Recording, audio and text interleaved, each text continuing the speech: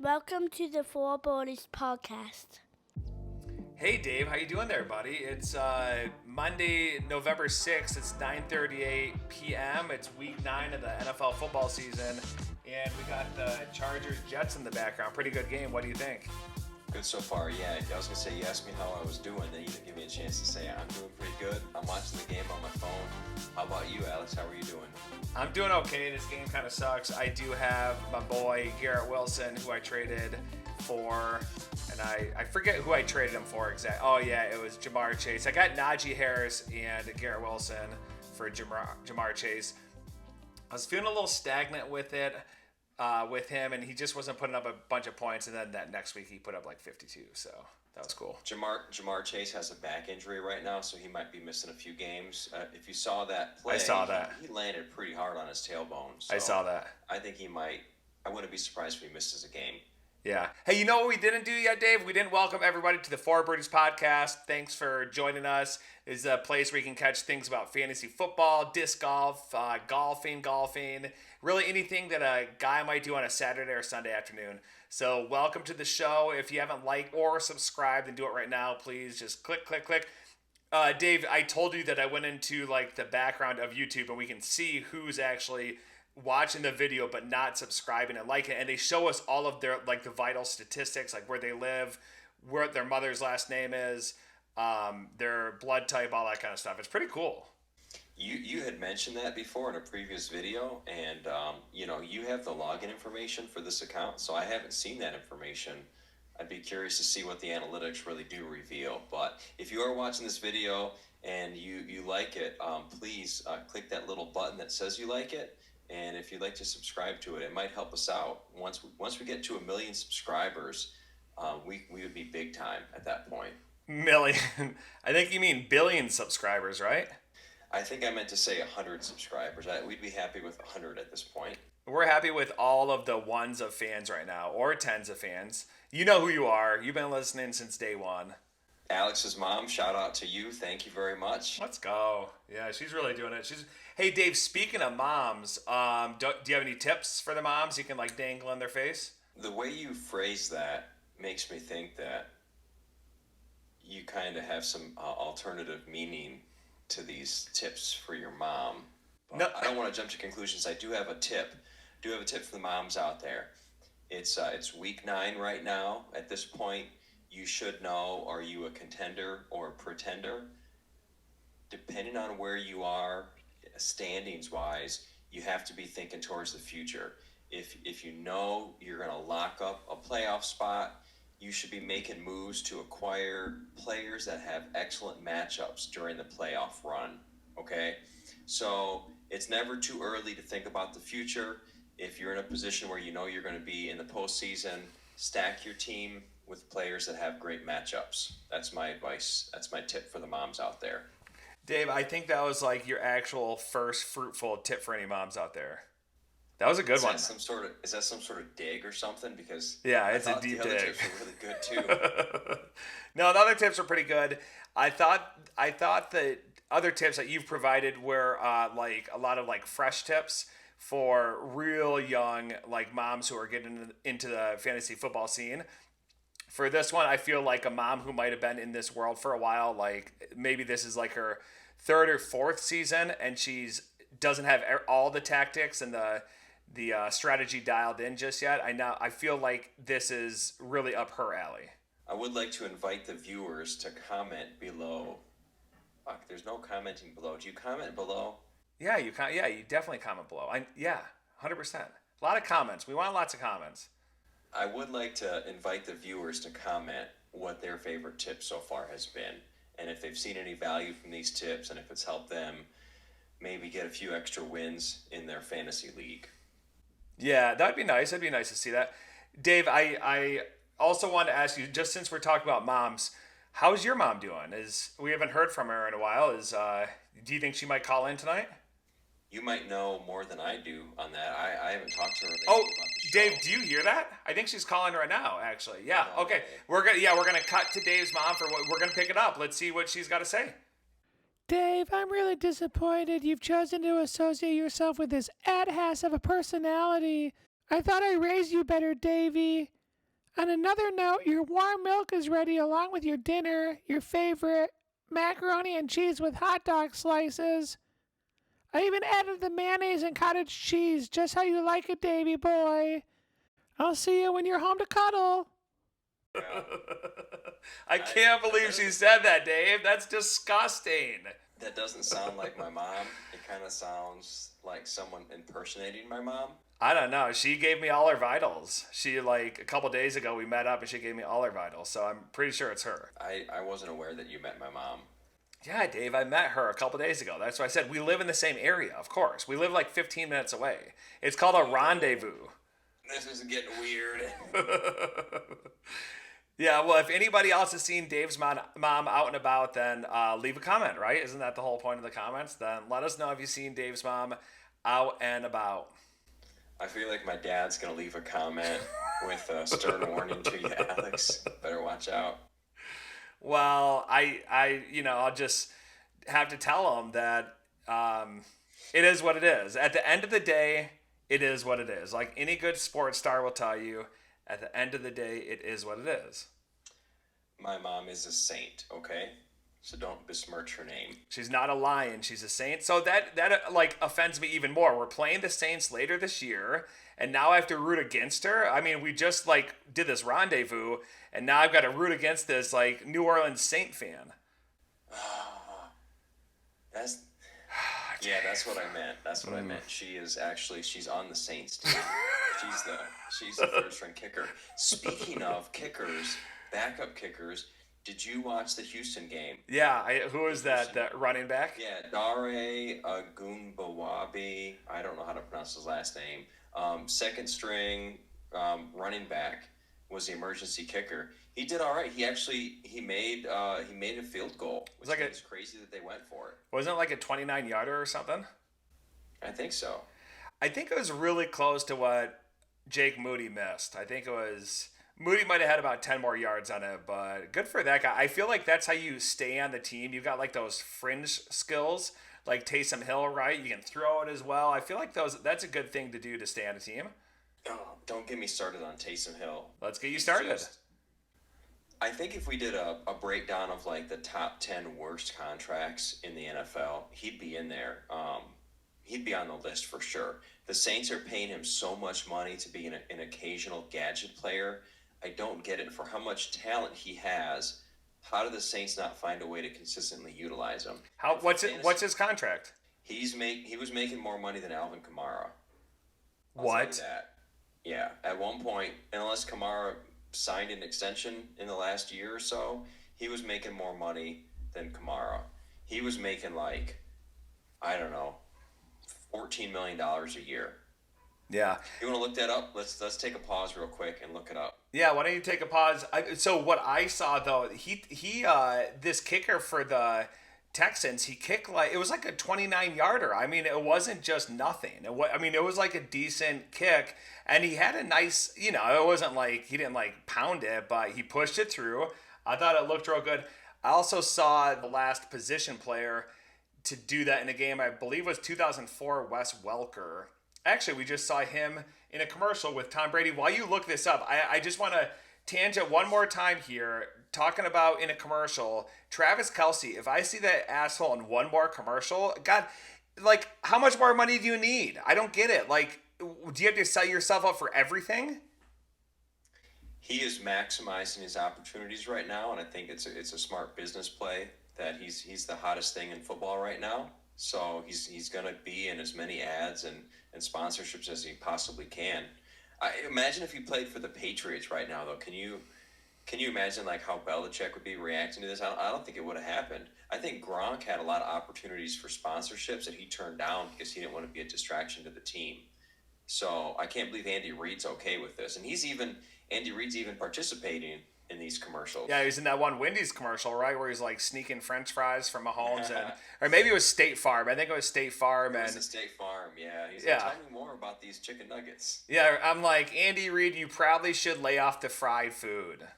That's what I was thinking. He's a larger guy. I'm just saying, isn't that kind of like an obvious thing? But, Kelce, you asked the question, like, yeah, he's cashing in. He's making his move right now. He's a hot item. Fuck that. Fuck you. I mean, I don't want to get that heated.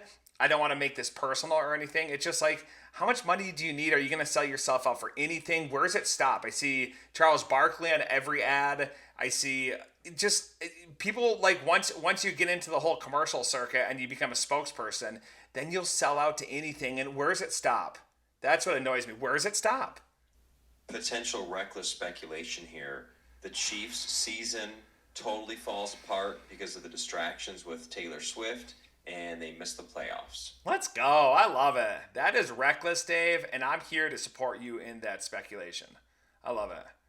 Back to the Taysom Hill contract. So it was a fully guaranteed contract.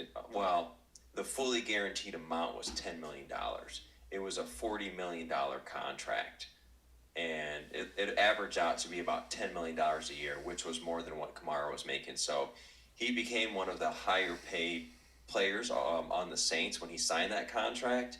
And I just was like thinking, well, you're going to give him this much money, maybe give him like more than a handful of snaps a game. Yeah. Or have a clear-cut, defined role in the offense. As a fantasy manager, he's one of the most frustrating players to start because you don't know. Depending on the game script, he might get you 2 points or he might get you 20 points. Typically, when he gets you 20 points, it's on your bench. So usually, I stay away from a player like Taysom Hill unless they say, look, he's going to keep the QB/tight end designation and he's going to actually play tight end or quarterback. If he's not going to play any snaps, you just got to stay away. Yeah, it's funny that you said that because I asked you about it specifically. I played Harold and the Bangkok Ladyboys yesterday. I was a little nervous going into the matchup. He was projected to win, and after Pickens' shit-ass performance, giving me 1.9 points, which apparently, I think you sent me something where he quit on the team. So I was playing Harold, and he had Taysom Hill in, and he had him in the tight end position, right, of course, and Carr starting. That's a sneaky move, and I asked you specifically about this, and that I loved your reaction. You said you just don't know what you can get with him. Much like a lot of players, a lot of it is just like matchup dependent. So I could see that, but at the same time, it'd be nice to have, if I have 2 tight ends on my team and I can put him in when my tight end 1 is injured, I would love to do that. That might be something I consider next year. Talent-wise, Taysom Hill has the ability to be a top 5 tight end. Usage-wise, he's not. He's not even a top 15 tight end until the Saints can figure out, how do we want to utilize this player. He's a guy that I'm not going to really have on any of my teams. Well, it's funny because I should speak for myself from a fantasy football perspective, and I'm like, oh, I want all these points.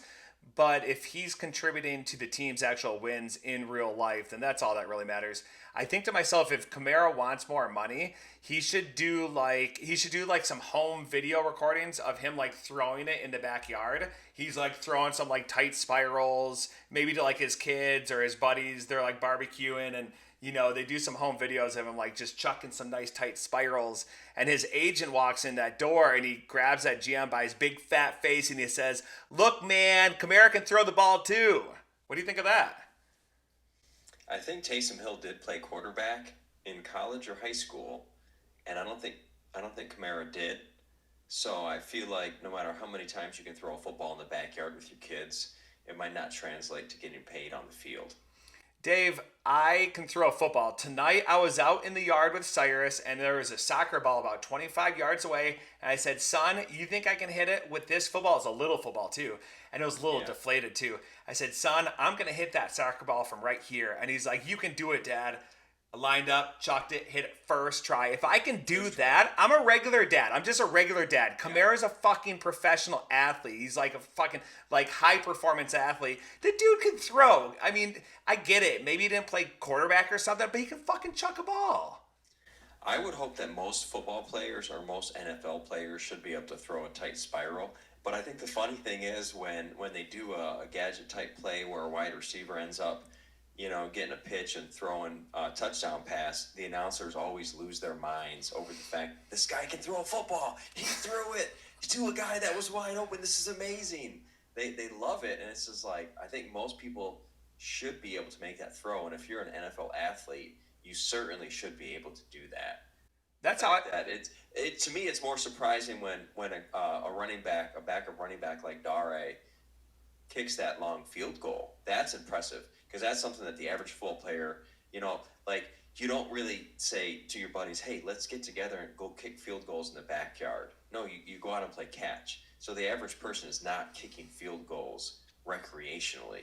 So I don't know how much practice he had at it. He didn't look super smooth, but whatever the form looked like, it ended up working out. So good for them. What a great win. I just feel so bad for Baker Mayfield leading his team down to take the lead with I think under a minute left and thinking he's going to come out of there with a win and have C.J. Stroud march down the field with that incredible drive and score that last second touchdown to Tank Dell. It was just an amazing like nail biter type game. Hasn't the season kind of fallen apart for Mayfield a little bit though? Right? They were 3-1, 3-2, and then I think they're 3-1, right? Played the Lions and lost to them, and then I think they've lost three in a row. So that's kind of a bummer to see that happening. What are you gonna do? It's just nature of the game, I suppose. But yeah, that Tank Dell catch, yeah, that was pretty epic. Stroud's looking really, really good. I mean, what do you think goes through the GM's head for Carolina when he's looking at Stroud had 4 touchdowns for 570 passing yards, and then meanwhile Bryce Young, he's just trying to make some completions out there. The most GMs they have to have a long-term outlook on things. They might like be kind of regretting it right now, but you really have to give some of these quarterbacks time to develop. So what they saw in Bryce Young, they saw talent. I think that he's not picking up the NFL speed quite as quickly as CJ Stroud. I think CJ Stroud was like probably the number 3 ranked quarterback in the draft class behind Bryce Young and Anthony Richardson. But yeah, so far he's looked amazing. And teams are like, oh, we should have known better. But really, you don't know what's going to happen. You don't know how long guys will take to develop. Even professional scouts and these professional GMs and player personnel directors, like they don't really know. A lot of it is speculation. So I think we do need to give Bryce Young a little bit more time before we like write him off. I think there's just as likely of a chance that he ends up becoming a great quarterback. So we just got to be patient. Yeah, I don't know if it's so much writing him off as much as it is saying that Stroud was the number 1 overall pick over him. And I think that's what a lot of people are trying to say right now, and they might have a point for that. I mean, if you're just looking at what the results have been so far. To your point, though, having a good outlook and like a general outlook and who these players are going to develop and become, because obviously all players, just like anybody else in life, you mature at different rates. I'm still like 12 years old in my mind, but I'm like almost 40 in my body. So like some of our development even stops and is arrested. But I think I'm going to reach that 13-year-old. I think one of these years I'm going to hit 13-year-old mentality. Let's go. All right, I think you're pretty mature in general, but what I will say is the circumstances matter, right? So I wonder if C.J. Stroud was with the Carolina Panthers and Bryce Young was with the Houston Texans, if there'd be any change. Like I feel like the coaching, the development, the support, that all plays a role. So C.J. Stroud maybe is the recipient of a better situation, maybe. 100%. Yeah, I mean that's what happens in all sports, right? Are you in a system? Is that system supportive?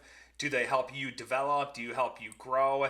Do they have other complementary pieces around you? So once you just step foot on the field or the court that you're going to take off and be successful right away? Are you in a development phase where you might not have those pieces yet and you're working together, trying to cobble something together? So yeah, I wouldn't write Bryce Young off by any means. According to Jeremiah, the Tar Heel faithful, he says Young is 2 years away, 3 years away. That team's going to be dynamite. I remember when he told me the Charlotte Hornets were like, they were at the OKC phase of their development. They had like Lonzo Ball, they had JT Thor, and then they had, I don't know, like Gordon Hayward.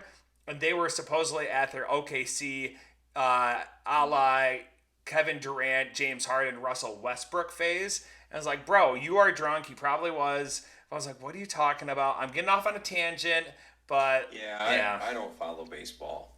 hey, it's a great sport. You shoot it, you get into the hoop. It's awesome. It's fun. You gotta try. You gotta have the kids do it. What if you did? What if you grew up and you taught your kids the wrong names of the sports? And then they would go out with their friends, like something really subtle. And then they would go out with their friends and be like, hey, you guys want to play baseball? Or they make plans and then they get dropped off at a park and they have like their baseball mitt and their glove and their ball. But then everybody else has like a javelin, you know?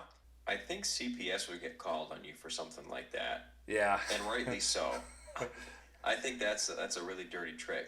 But I will say, as a parent, I really enjoy listening to my kids mispronounce words, and when they're at a young age, I don't want to jump to correct them quite yet because it's very sweet and very innocent, very funny to have them mispronounce a word. So at a certain age, I feel like they'll figure it out, you know. But while they're young and there's no bad consequences to it, I'll let them mispronounce something. But I'm not going to teach my kids the wrong name of sports, Alex. I just feel like that would be setting them up for some big issues later on in life. Well, I'm just saying simply, wouldn't it be funny? You're right, but there could be a skit for it. Yeah, there could be a skit for it. We could just, yeah, that'd be fun. I also think that it's nice to let the words slide when the kids get a mistake in. I think it's hilarious. You do have to wonder, like, at what age do you correct them? Do they turn into, like, 14, 15, and then instead of saying, like, clover, they're saying blover? You know what I mean? And you're like, this isn't good.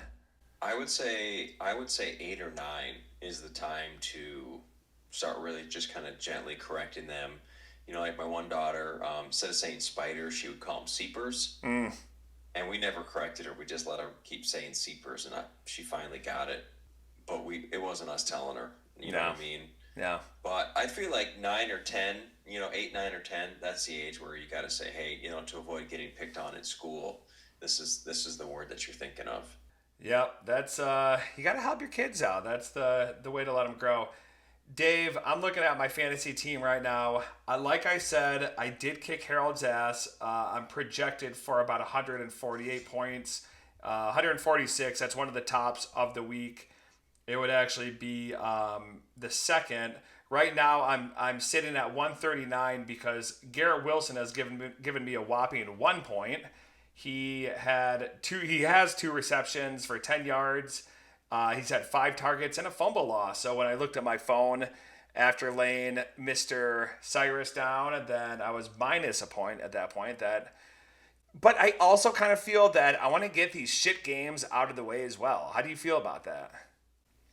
When you say the shit games, like your personal fantasy matchups or like the real life matchups of like the Jets playing the Chargers? I mean my personal fantasy matchups. And now he just got another one for looks like 31 yards, so he's got about 5 points. But I mean, no way. I mean solely fantasy football wise speaking, I think fantasy football is so funny because you find yourself rooting for and against like different players and teams you never would have otherwise been invested in. Fantasy football ruins fandom. I think I got ruined about probably 14, 15 years ago by getting involved in fantasy football, and you're not quite there yet, but you find yourself rooting against the interests of your team. If well, it's going to happen to you, Alex. The more you play fantasy football, it will happen to you. No, it's not, Dave. I'm just warning you, if you keep going down this road right now, if I keep using fantasy football, it's going to happen eventually where you're going to be in a situation where you need your offensive player to put up a lot of points against your beloved Detroit Lions, and you're going to be really torn. You're going to say, well, I want to win my matchup. Maybe don't score 30 points. Maybe just score 20 points. Maybe have the Lions still win. That's how it starts. You start making like compromises, and then all of a sudden you're full blown like, I need this guy to score 50 points against my Lions. And then you just stop caring about whether or not they win. So you're going to get there one day. No, I'm not, Dave. Screw you. You got to quit right now. Screw you. I'm done being friends with you. This has been a Four Birdies episode. Hopefully you like it. Like and subscribe. We'll see you later. Bye. See you, Felicia. Bye.